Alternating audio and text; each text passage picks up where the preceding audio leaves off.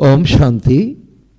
আজকে 11ই ফেব্রুয়ারি 2026-এ বাবার অমূল্য মহাবাক্য আমরা সকলে শুনব।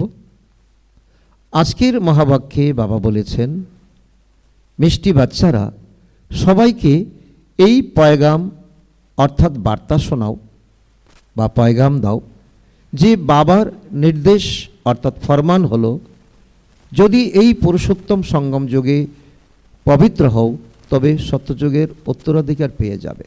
আজকের মুরলী থেকে প্রশ্ন, কোন সস্তা সৌদার কথা সবাইকে বলতে হবে?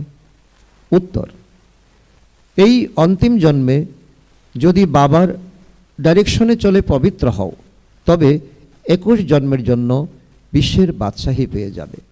এ হলো অত্যন্ত সস্তা সৌদা। এই সৌদা করাটা তোমরা সবাইকে শিখিয়ে দাও। বলো, এখন শিব বাবাকে স্মরণ করে পবিত্র হলে পবিত্র দুনিয়ার মালিক হয়ে যাবে। মিষ্টি মিষ্টি হারানিধি বাচ্চাদের প্রতি মাতা পিতা বাপদাদার স্মরণের স্নেহসুমন, সুপ্রভাত ও ভালোবাসা ও সুপ্রভাত। আত্মাদের পিতা তার আত্মরূপী সন্তানদের জানাচ্ছেন নমস্কার। আমরা আত্মরূপী সন্তানরা আমাদের মাতা পিতা বাপদাদাকে জানাই স্মরণের স্নেহসুমন, সুপ্রভাত ও নমস্কার। ধন্যবাদ বাবা, ধন্যবাদ। ধারণার জন্য আজকের মুরলী থেকে ধারণার জন্য মুখ্যসার 1 নম্বর পয়েন্ট, উচ্চ পদমর্যাদা পাওয়ার জন্য মুখ থেকে সর্বদা রত্নই বের করতে হবে, পাথর নয়। মন, বাণী এবং কর্মের দ্বারা এমন কর্ম করতে হবে যাতে মর্যাদা পুরুষোত্তম হওয়া যায়। দ্বিতীয় পয়েন্ট, এই অন্তিম জন্মে পবিত্র হওয়ার প্রতিজ্ঞা করতে হবে, সবাইকে পবিত্র হওয়ার যুক্তি বলতে হবে।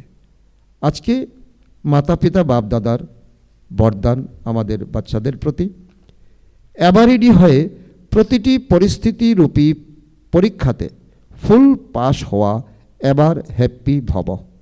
এবারেডি হয়ে প্রতিটি পরিস্থিতিরূপী পরীক্ষাতে ফুল পাস হওয়া, এবার হ্যাপি ভব। যারা এবারেডি থাকে তাদের প্র্যাকটিক্যাল স্বরূপ এবার হ্যাপি হবে।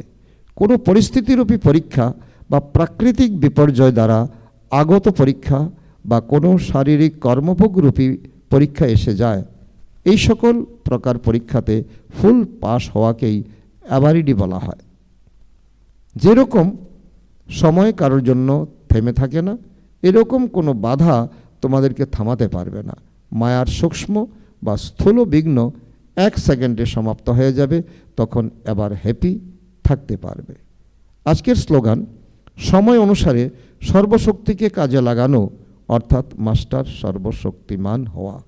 সময় অনুসারে সর্বশক্তিকে কাজে লাগানো অর্থাৎ মাস্টার সর্বশক্তিমান হওয়া।